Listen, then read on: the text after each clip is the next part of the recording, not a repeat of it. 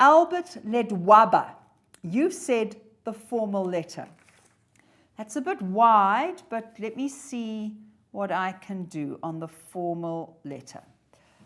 Okay, the formal letter has 2 addresses.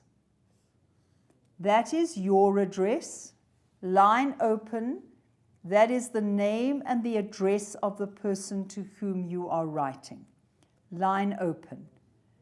Dear Sir / Madam, line open. Subject line. Line open, paragraph 1. Line open, paragraph 2. Line open, paragraph 3. Line open, yours faithfully.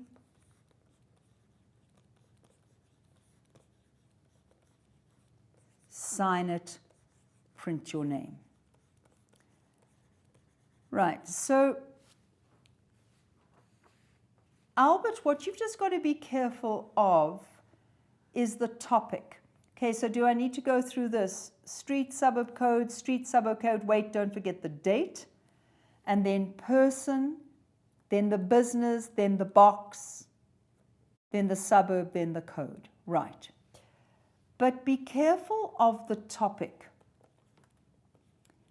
So the student that I was telling you about who's done some practice writing and asked me to have a look at it this afternoon, he chose a topic off a past paper where you are the chairman of an organization that runs a competition for young innovators. They have to give you something that they have designed and produced, and they compete against each other. The topic was, as the chairperson, write a letter of congratulations to this person who's won the competition. Now, I found that quite tricky because you wouldn't have a company here.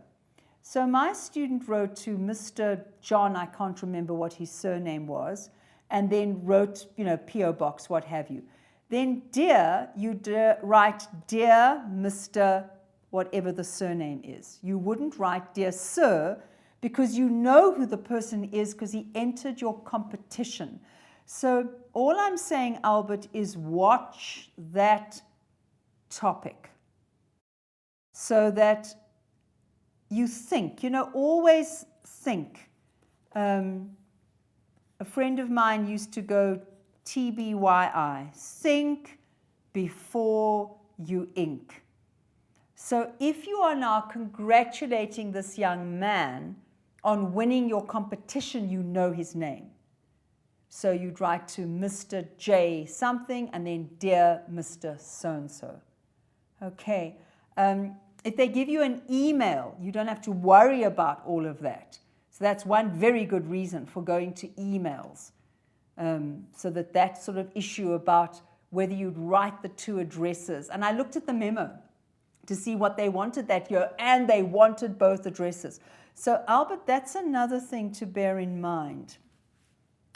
If they say to you in your exam, write a formal letter, then it seems to me, by looking at the marking guidelines, that they're looking for the one with the 2 addresses. Whereas I must be honest, the one where I'm the chairperson, congratulating somebody, I wouldn't have written that second address. I would have written my address and then, dear Mr. So-and-so, congratulations on winning our competition. I really wasn't sure why they wanted that second address. It didn't make any sense to me.